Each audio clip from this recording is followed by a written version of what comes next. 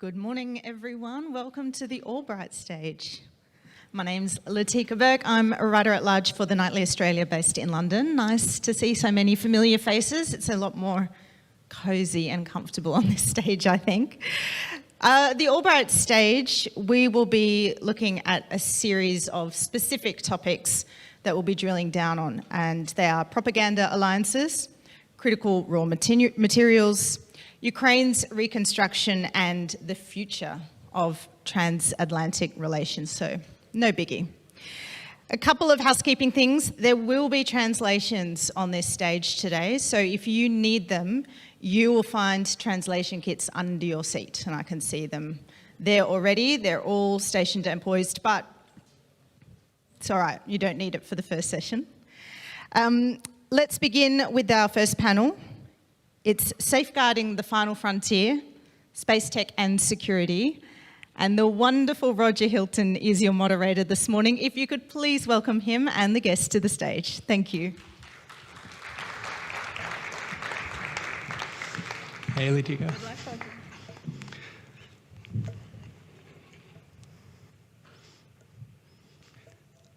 Well, hello, bonjour. Welcome to day one of the GLOBSEC forum. Prime time, I really don't think there's a better place to be right now. As Latika said very warmly, I'm Roger Hilton, a member of the GLOBSEC's comms department, and I'm really so privileged, as they say, to lift off with our panelists. So I'd like them to come onto stage right now. A couple of quick housekeeping options for everybody. We want to get you involved. Space is big. You guys all have big brains, so let's get you on Slido. And if we pull the questions, please just have your name and affiliation, and we're going to do our very best to cover as much material as possible and really leave with a stimulating conversation. So thank you so much for being here this morning, and let's get going. So first we have the Minister of Transport of Czechia, Martin Kupka. Big round of applause, everybody. Thank you for the invitation. Good morning. Thank you, ahoy. We have Johan Bernard, Director of EU Digital and Connectivity Public Policy at Amazon. Bonjour. Bonjour.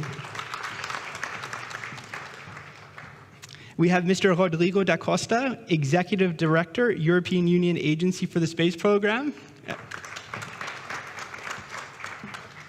We have Jakub Lajmon, CEO of Groundcom. Good morning. Morning. And then finally, it would be incomplete, we have Matija, Rencelj, Research Manager, European Space Policy Institute. Good morning. So everybody ready to lift off? Gone to the bathroom? Oh, great. So We talked a little bit before we got on stage about it. We have a lot to get to. Mr. Minister, let me start with you if it's okay. What are the economic and strategic implications of investing in space resource development? Thank you for this opportunity to speak on this important topic. Space is no longer a domain limited to exploration or science. It's now a critical part of our national security, our technological resilience, and the future of competitiveness of our economies. At the Ministry of Transport and across our government, we see space as a strategic domain that directly impacts our safety, innovation capacity, and long-term growth. This is why we are stepping up our activities in space with a strong national vision formulated at the National Space Plan and accelerated by the Czech Journey to Space, a flagship project with a clear goal to send a Czech astronaut into space in the really near future. This is not just a symbolic gesture, it's part of a broader effort to raise the visibility of space activities in Czechia, strengthen our domestic ecosystem, and inspire the next generation of scientists, engineers, and as well entrepreneurs. And I can say that also the really very close connection between our space activities and security. It's something which we really need to follow also for the future. And for Czech Republic, it's definitely really a very serious and symbolic point that the seat of USPA, it's here in Prague. And our next proposals for the future of the EU strategy, it's also very directly based on this very close cooperation. Well, Minister, thank you so much for sort of giving us the opening intervention, providing the government point of view, and we can do this next panel in space, right, when the Czech astronaut is in there. As I said, we started off with the government point of view. I think it's only natural we hear from the private sector. So, Johan, what's your take on, as we said, the strategic implications of investing in space? Well, thank you first for having me. I'm super glad to represent Amazon's Project Kuiper today. This is our low Earth orbital satellite constellation, which will have 3,200 satellites. We have launched the first ones a couple of months ago, and we're looking forward to the next launch, which is literally in days now. So when we think about the economic and strategic implications of investment in space, I think we have to, first of all, we have to think comprehensively. And secondly, I think those benefits, actually, which are either economic or strategic, actually do converge. And I'd like to take two examples based on our investment in that satellite constellation. The first one is, what is the economic benefit of the investment itself and the launching of that system? Well, we have signed the contract back in 2022. I think I had discussed with you, Mr. Minister, at the time, the benefits of that constellation here in Prague. We have signed with Arianespace, which is the main launching company in Europe. What I think their CEO said, it's the biggest contract in their history, up to 18 launches from the European Space Center. And so we have published last week a report by Oxford Economics that tells us how much it represents for the EU space industry, because it's not just one company, which is Arianespace, it's actually more than 600 subcontractors in 13 European countries, some of which are here in the Czech Republic. VZLU, for example, or OHB Czech Space are part of that supply chain. And so we have assessed the impact, and the findings of Oxford Economics are that we have announced more than 10 billion investment in that satellite constellation. More than a quarter of that goes to Europe. And that represents 2.8 billion in value added. That represents this year 6,600 jobs of engineers in the supply chain in Europe. So that's a massive economic impact, and that's also a massive or significant strategic impact, because with this contract, obviously, that funds the EU space industry. We help this industry remain on top of global competition. So one example of convergence. The second one is, of course, not only in the building of a constellation like that, but also in how it is used, right? And so when we look at the use cases, we see that here in the EU, still 20% of the households are not properly connected to broadband. They are either unserved or underserved. And we see that ground-based networks can do so much, but there is an incremental cost that is growing, of course, to connecting that. And I was in Brussels last week discussing the digital decade. We are lagging behind our objectives, right? A constellation like that can connect millions of households in Europe. We have published just a couple of months ago a piece of research by Analysis Mason that shows that 3 to 4 million households could be connected through satellites by 2030, right, here in Europe, in 7 countries, of which the Czech Republic, which was in the study.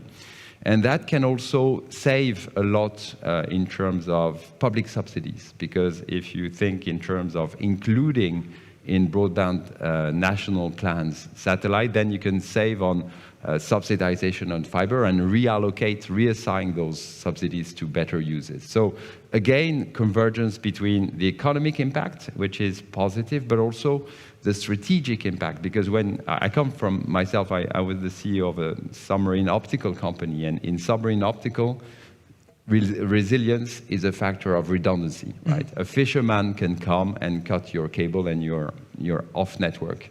If you have 2, then you're not off network. It's the same for any communication network. So when you add a network like that, which is operated independently and autonomously from others, then you increase your redundancy, and by increasing your redundancy, you have a better resilience. And we all know, and this is in the digital decade, how important it is to have connectivity for every, not only households in Europe, but also economic activities, defense activities, etc. So I think there is a convergence between the economic benefits and the strategic benefits. So, Johan, I think you've really, made a very compelling argument for all, the connectivity and the advantages of it. For all of our audience, we've heard 2 views, but we actually want to hear from you right now. So get your Slido app right now. My colleagues in the back will be pulling it up. Mr. Da Costa, Jakub, any quick responses as we get the poll up before to what you've heard so far? No, maybe just 2 words from my side. Indeed, as it was said, space is becoming... Space used to be a domain of science, used to be a domain of high-tech innovation. It still remains high-tech innovation, but it's much more than science. It's really about everyday applications.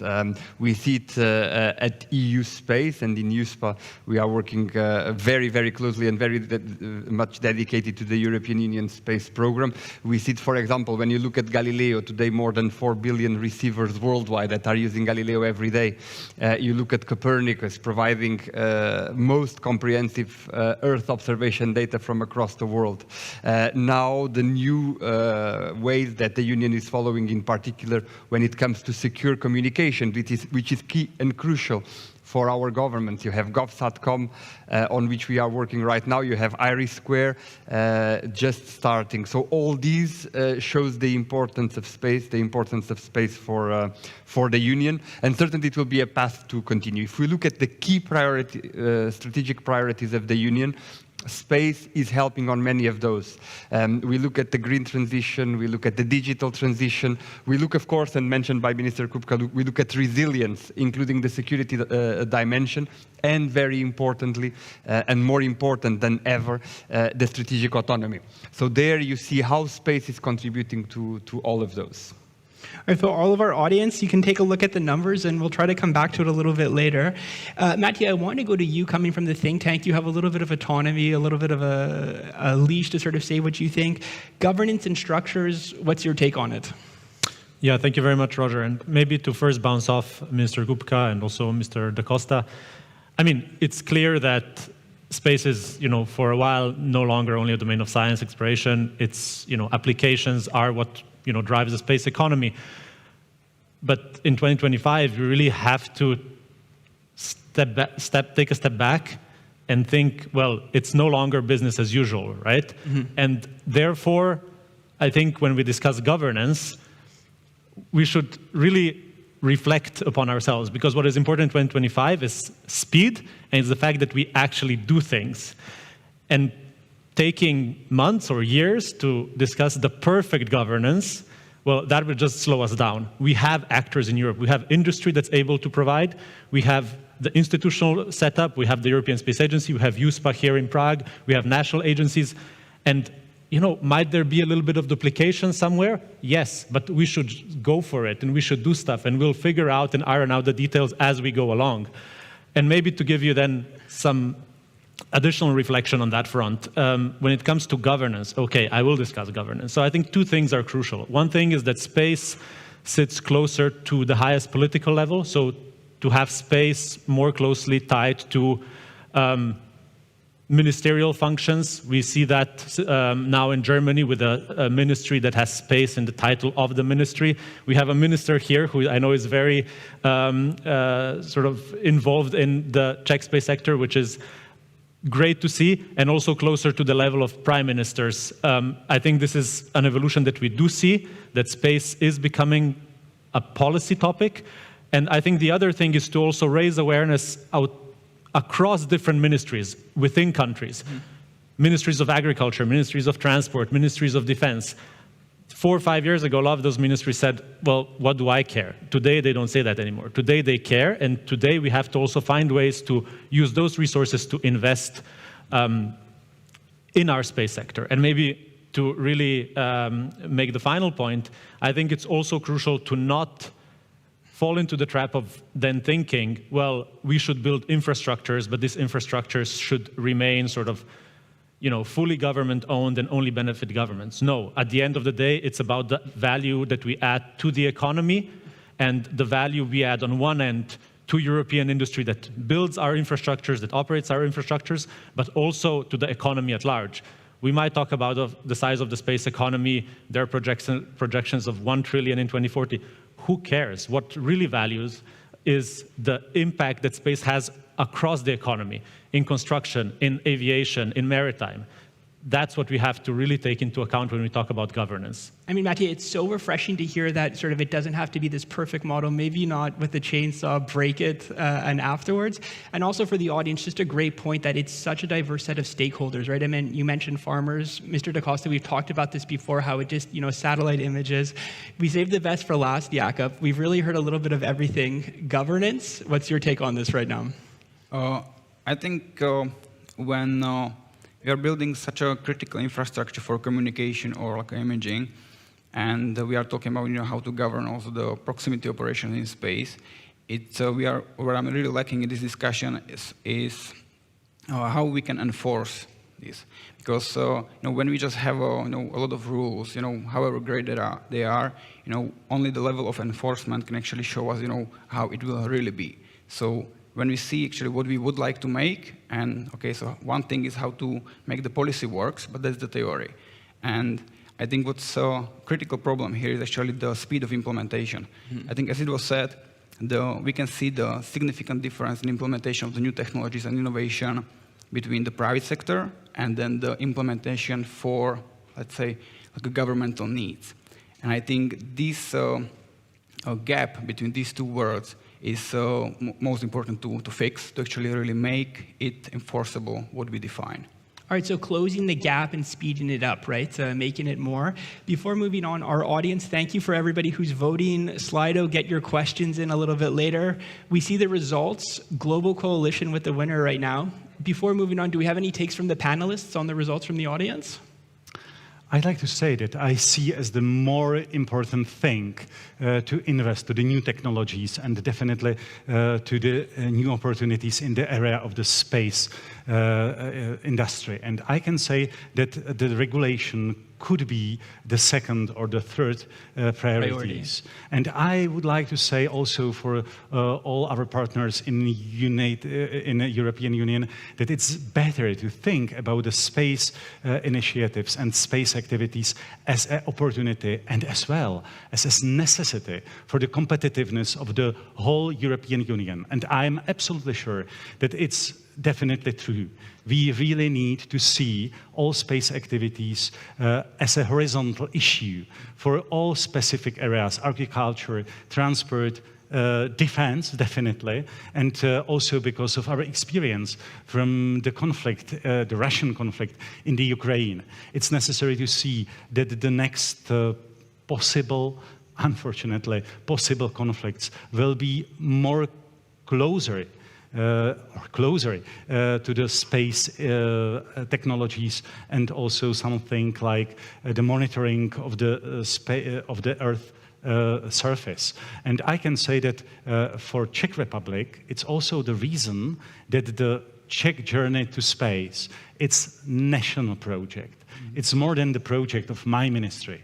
It's also really a very strong tool for attracting young people for study STEM areas, and also for provoking all new activities on the side of private sector. And I can say that definitely it's the key for the next economic growth.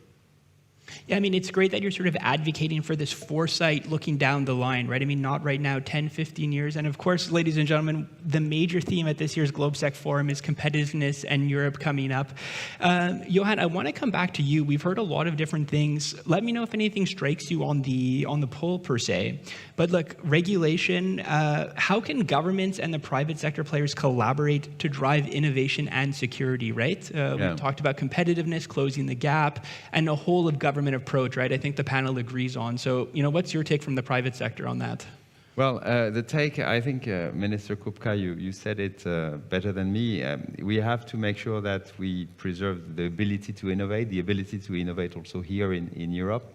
And I think I like also the results of the survey here, which tell us that we need international rules derived from public and private inputs, and that gathers 50% of the vote. So I think this is really what we need. We need regulation, a regulatory framework that enables this innovation and enables also to maximize the positive use cases of the investment in space. And just not to be too long, but I think that spans through space regulation itself, and we are looking forward to the EU Space Act, which is due to come later this year.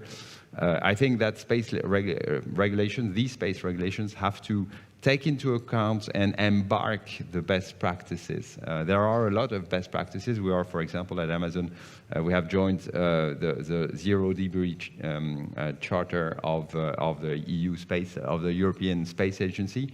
That is a good basis for regulation, right? And there are other examples of that. So we need to embark the best practices to thrive towards international standards that enable to operate. So that's one big roadblock, let's say.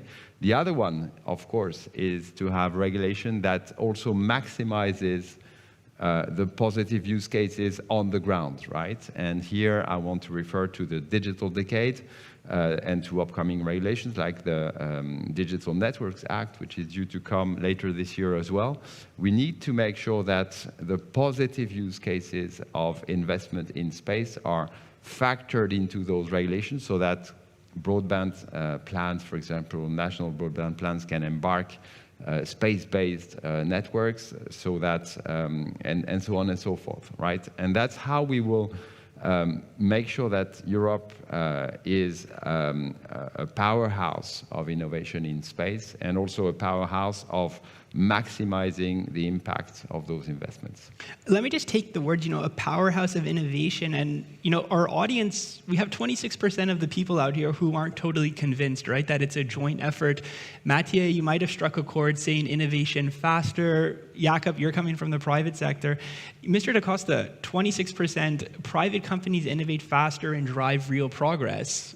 I mean, what is your message to the 26% of the voters out there? But absolutely, and for us in the institution, and in particular at the level of the European Union, it's extremely important to work with the private sector. When I listed all these activities that we do, what we do in Galileo, what we do in Copernicus, what we are doing in GovSatcom, and we'll do with Iris Square, we are doing this with the private sector, with the EU private sector. It is European industry that is implementing the program. It is European industry that is building the satellites, that is operating the satellites, that is realizing all of this. And I think this is very, very important. It is space can be a driver for innovation in many different domains. Starting on the upstream, of course, when you build the satellites and you use all these novel technologies. But, and I want to focus a little bit on what Mr. Rencelj mentioned before, in particular when it comes to the downstream, because it is in the downstream that the real value of space is executed, is put into practice. It is in the downstream that the signals, the data that the satellites are sending are transformed into real advantages, are easing the work of the agro-business in doing their farming. It is easing the work of the truck driver on driving their truck and delivering the goods, etc., etc. And space is already today in many different areas of our economy. Let me come back just to your point, the point that you mentioned before, and that was already touched upon as well concerning rules and regulation and all these things. I mean, most of the people, I think everyone, if you think of space, you think about infinity. Space is very big. Yes, it's very large. It's infinity large. However, and I don't want to enter, but there's a but. GLOBSEC is not the right place for the discussion about the philosophy of what is infinity or not. However, and I think this is very important, the space that we use for satellite navigation, for telecommunications, and for Earth observation is very limited. The space is very limited, the radio frequencies that we use are very limited, etc. So we are actually, even if you think that space is infinity resources, the resources that we use today to bring benefits to the Earth, they are finite. There are only few orbits that are usable.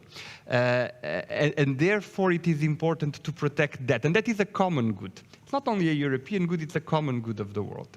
Now, when we look at that, imagine what would be, I mean, roads are also a common good. Now you're driving in the road and there are no traffic lights, there is no right before left, there are no rules at all.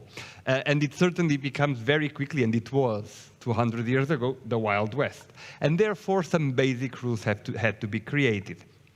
The same thing will have to happen in space as we will move forward, and therefore this is why there are a number of initiatives, and one of them was already mentioned, the EU Space Act coming soon, that will push the world a little bit into this, and it will push the work a little bit in this sense. Now, these rules, of course, they have to ease innovation, to drive economic growth, but there needs to be certainly some common rules of acting in space, because again, despite being the infinity, the areas we use in space, they are actually quite finite. I mean, Mr. Costa, if I could just push back, we're not exactly in an era where making rules are in vogue right now, and they're being challenged a little bit. If I could just open it up to either Jakub or Matija about, Mr. Costa saying space might look infinite, but it's actually not, right? It's finite. Any immediate responses to sort of working together on shared governance, given the time we live in? Yeah, I mean, very quick. I couldn't agree more with Rodrigo in saying that. Yes, the orbits we have, the spectrum we have is finite, but in this day and age, I think it's also a day and age where it's a power game, and when you have certain actors that are, already very strong in a certain environment, you can expect that they will do their best to dictate the rules of the game or to compel you to not sort of limit their freedom of action. So I think we have to be prepared for that fight, and we have to stand strong to also benefit European industry and European entrepreneurs. I mean, Minister, what's your take on it? You're just a little bit older than me, but I think you've lived through a different time. But obviously, during the Cold War, Yuri Gagarin, the space wars were really a massive thing. So, I mean, what's your take on us making rules right now, given the landscape we're in? I can say that I absolutely agree that there is necessary to have some fundamental rules. But on the other hand, I'm afraid that the current situation in the European Union, it's definitely over-regulated environment. I've never heard that before. And I don't like this as well because of definitely the limits for the next, I can say, faster development of all technologies. And I think that it could be something like the really serious threat for the Czech and also the whole European industry. And then I would like to say only that it's better to think about new opportunities, new innovations, and secondly, about new regulations, because it's also about the priority on the side of the improvement, the side of the technological improvement, and the secondary, the regulation. Just for our audience, if you want to get your questions in, we have about 20 minutes and we want to get involved. Johan, any response to what you've heard so far? Well, I can only echo the fact that, well, in terms of the international nature of space, right? It's fundamentally an international environment, and we have treaties, the Outer Space Treaty, that say that Article 6 that says that it's up to nations to regulate their own operators, right, in space. And we have to take into account the fundamentally international nature of that environment from that end. And I hear what Mr. Da Costa said about the need to operate in a sustainable way. And I think there are things that governments can do in that space, for example, to prompt ephemeris, data sharing, etc., and best practices in general. And also we need to take into account the fundamental nature of, international nature of innovation, right? I think innovation in space was always global, even more than in other domains. It still remains these days, and we have to make sure that Europe attracts that innovation and considers innovation in a global framework. Mm-hmm. That's how it works, and that's how we will maximize, I think. Well, for our audience, thank you for the three who's voted right now. We'll come back to it. Jakub, just coming back to you, regulation as a threat coming from the minister was quite a hot take. What's your reaction? I'm super happy that I heard these words from Mr. Minister, because I think it's very true, and the thing is actually what we can do about it. So I think at the first point, when we see how also the questions are made, we are slowing down this implementation and innovation with the regulations. As it's stated, really we have a lot of regulations, and we need to find a way how to really make this private sector and speed and to leverage it. So I think, when we are trying to use the private sector and small companies, which actually are really the quick in adapting the innovation, and we don't have the right ways to use them within as adapters for the new programs. So we just think big. We actually plan many years ahead, and then actually we are forgetting a little bit this agility of the small companies. And in that case, when you see that we can have the great regulations, yeah, but as it was also said, the space is by definition a really very shared space. So it's not that we can have the borders and then we can have our own rules within our borders, but it's a very shared space when actually we need to have the capabilities to look for these rights.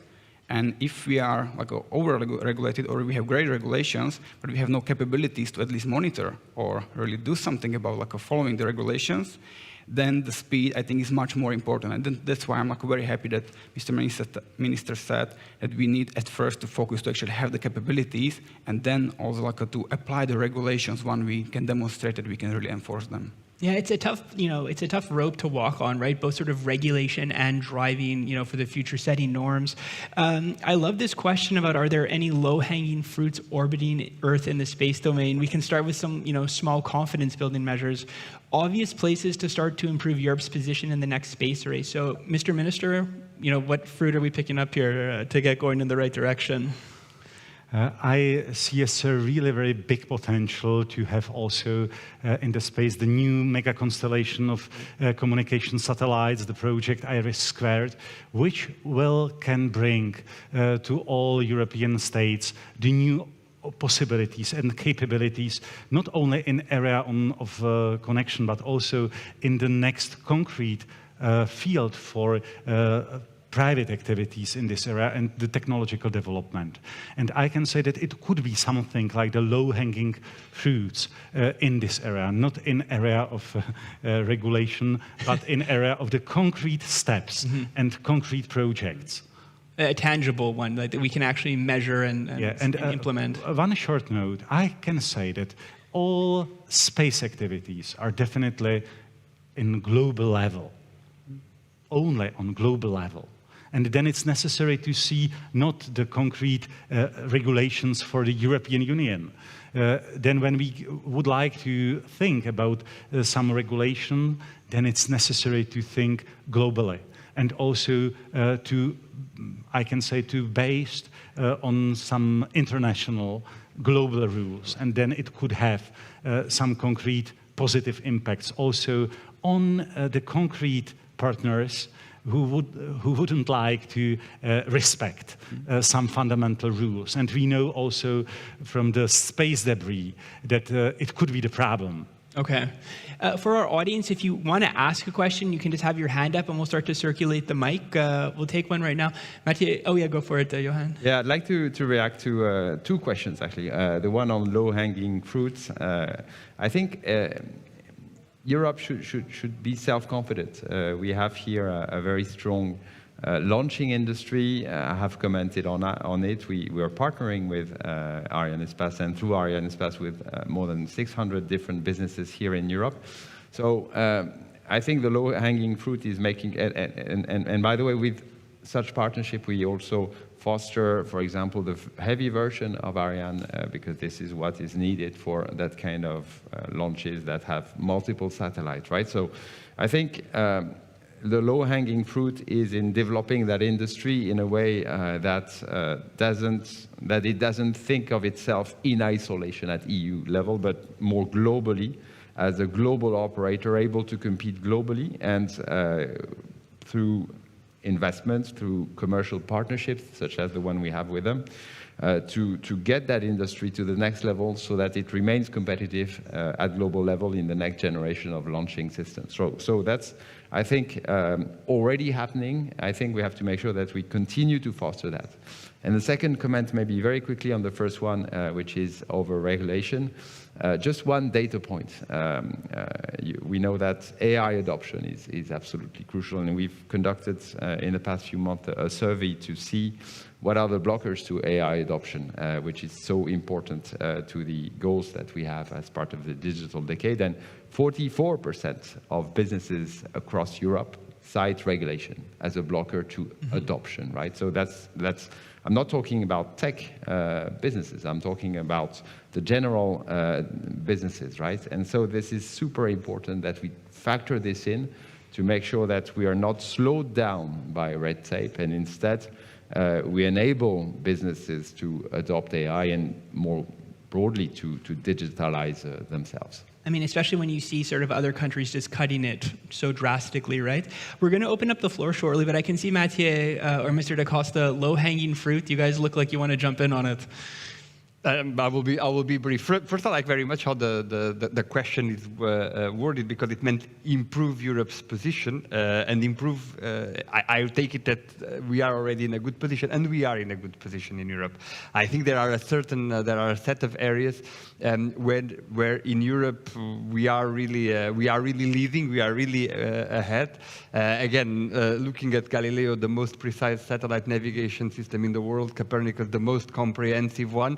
And I have, as we did it for Galileo in the Union, as we did it for Copernicus, coming back to the point of Minister Kupka, also for IRIS², I am convinced it will be the best secure connectivity constellation in the world once it comes. And I think we have to build on that. And how did we get there? And I think that's the very important question, because if we understand how we got there on satellite navigation, on Earth observation, we can then replicate this formula in other areas, and those that are in particular critical for the security and for the European society, because space is bringing value to the society. For me, there are a couple main drivers that I want to bring. First, of course, technology. And technology comes with investment. It was mentioned, and certainly this investment needs to continue. Europe is investing in technology. It has been investing in technologies for a while. We have quite a lot of science as well. So it starts on the science, and then it's bridged. There is the important bridge to technology. So technology is very important. Technology, people. We need a human factor, and certainly in the space sector in Europe, we need more people to join, and it is therefore very important everything that can motivate our youth, our next generations, to join STEM, to join engineering, mathematics. These are our future workforce in space, and not only, I know, but at least I'm making the case for space. Third thing, financing. Financing is fundamental, and in particular, I mean, everyone that is in the space business knows that. You don't enter the space business for short term. Space requires long-term financing. Galileo is successful, Copernicus is successful, because we are talking about 25 plus years of continuous steady financing to bring us where we are. When we look to the future, we need to continue this path. And certainly the discussions that will come up very soon on the future financing of space within the Union needs to take this into account. We need to have this continuous, and having this continuity, we get that excellence, we got it there, we will get it wherever we want. So, Executive Director, we have the formula, right? The people, long-term financing. Madam, I'd like to open up the floor if you want to go first for your question. Just please make sure to introduce yourself and your name. Yes, hello, and thank you very much for interesting, I think, super important discussion. My name is Eva Joves. I'm from Latvia, but I've been working for the last 2 years in Ukraine as advisor on digital policy and cybersecurity to digital minister. And I want to go back to the minister and other colleague points. You know, when the situation changed this year, and I've been with Ukrainians working closely, and when the question comes, do we have alternative to Starlink? And Ukrainians turn to me and say, do you have contacts and can we reach out this and that and that? We pretty quickly came to the answer that no, we don't. And I want to push the minister, which I think you really very clearly articulated the need and there is no sort of disagreement there. What is that is missing to build that capability? I come from a small state, Baltic states. I'm super worried about that way of connectivity. We saw before the war on the ground started in a few years ago, we saw that satellites were attacked. So it's clear that connectivity and communications will be the field that will be attacked. And so what is missing for those capabilities? Where do we go as a small nations or bigger ones? How do we team up? I understand that IRIS will come to the place in probably 5 years. I hear a lot of good work from you all, but I can't understand. Do we have capabilities from Ukrainian side? The clear answer was we don't. And what is missing to get to those capabilities faster maybe than 2030? Thank you for the question. I think that it could be better for the European Union to involve more openly private sector and their investments. And when you consider, for example, the current situation in the United States of America, there is absolutely visible that it's definitely the really huge space for all private initiatives and activities. And I see as a really very perspective opportunity to better connect the governmental initiatives, the governmental projects, the European projects with the concrete possibilities on the side of private companies. And I can say to have the more open space for these PPP projects, when I can say. And it will be definitely the new journey for the whole European Union. And I can say that the question is, what is the lack here? And I know that it's, for example, the missing launch pads on the side of the European Union, and definitely also launchers. The second problem is that all these projects are really very expensive, more than in the United States of America. It's definitely true. And for the future, it's definitely necessary to mitigate all expenditures better said, to have better prices for all our missions. And then it will be definitely better also for USPA and for all the other participants to send our technologies on the orbit, and as well to improve all technologies in the European Union.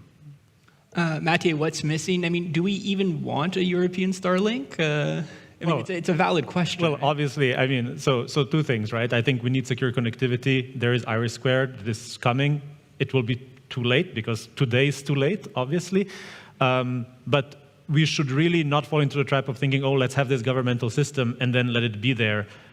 No, we really need to use that as a backbone for commercial expansion. And in that sense, I think, yes, we have to be confident as Europeans, and we also have to be confident in terms of regaining lost global market shares, because one part is, of course, the secure connectivity for military, but that can only be sustained if you also drive your commercial markets globally. Maybe just another point to also mention is that when we discuss about capabilities and we compare ourselves to the United States, I mean, there was a question, what stops us from capabilities? Well, it's budget. If we look at the space budget in Europe, it's about 14 billion euros a year. That's 5 times less than the budget in the US. With the classified spending, it's around 75 billion a year.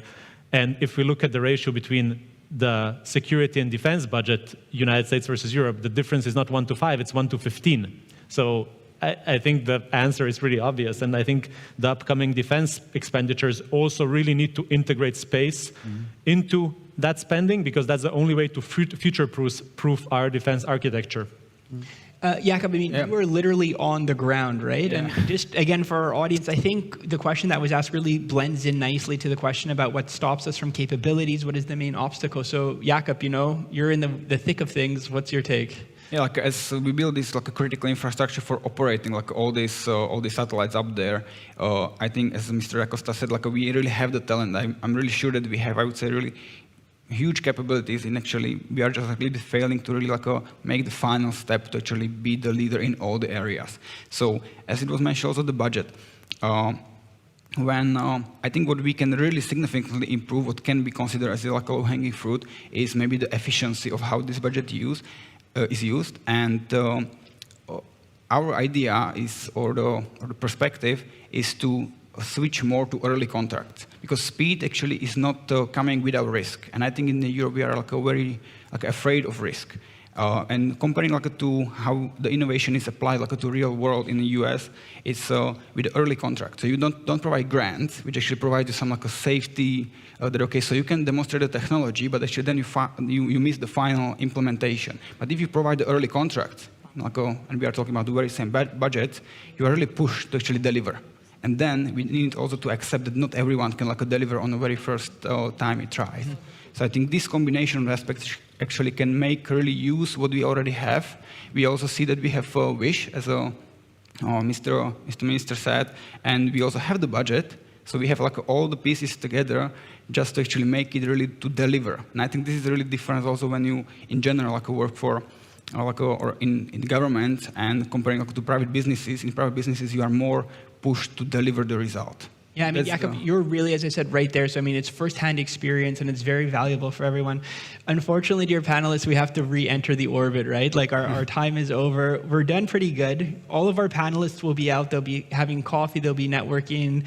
I'd just like to end on a quick rapid-fire session with a little bit of nuggets. So we'll go down the panel. So, Mr. Minister, you know, what is your final message to the audience on Space, the Final Frontier?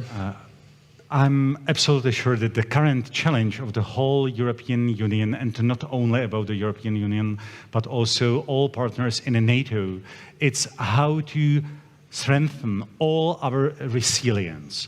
And I'm absolutely sure that it should be connected with our space activities and space applications. And it is definitely the new challenge also for our discussion, for our concrete focus, because I'm absolutely sure that it will be connected with the new capabilities. It should be, and also with the new technologies in area of the space industry. And I can say that also because of the will to invest to the defense and to more resilient European Union, it will be connected, and it could bring definitely very positive message for the next development in area of the space. Johan, what's your message to the audience? Well, very simply, space-based connectivity and Project Kuiper from Amazon is a piece of innovation and investment that can contribute to the European economy. I think I've listed a few use cases and a few figures about that, but also to the resilience of the European Union. And I think we should think in terms of attractiveness to investment, because it serves these goals, which are the goals of the Union, especially of the digital decade, and which are also the goals that we have set to ourselves in terms of resilience. Mr. Da Costa. Yeah, thank you very much. I mean, from my side, certainly space already today plays a fundamental role. It plays a fundamental role in the everyday life of our citizens, both from an economic perspective, a society perspective, but also from a security perspective. And I think this is really very important. As we will move forward, I think this will only grow, and it's not only what I think, but it's what I see also in studies. I mean, the tendency is a growth tendency. As everything that is important is something that we also need to protect. So we need to protect our ability to do things in space. We need to protect our ability to access to space. And we need to work in particular with the private sector to increase the overall, let's say, protection of the space assets, both from a cyber and a physical point of view. I see there's a question there going in that sense. So certainly something that from USPA side and more at large from the European Union side, we will be pushing for. Jakub, we talked about speed and innovation. You have a little time. I think my statement is only about to utilize all the capacities, talent, and capabilities we already have, and just like maybe switch more to doing and delivering, to regulating and theoretizing. All right, Matija? I can sign what Jakub said and then have my own. So I think we have to be brave and just go for it. And I think we're going to see a lot of changes in the coming years in Europe. I think the ambition is there, it's boiling, but we're going to see a lot of changes also in the industrial context, with defense and digital coming more strongly towards space. And I think, we're in for a ride, and we'll come out on top. Well, speaking about rides, to all of the panelists, thank you so much. Ladies and gentlemen, please stay in your seats because your program is continuing right away with the next session on propaganda alliances. So for all the panelists, thank you so much for the audience who got involved. Enjoy day one of the GLOBSEC Forum, and we'll see you at the next panel in space, right? Thank you.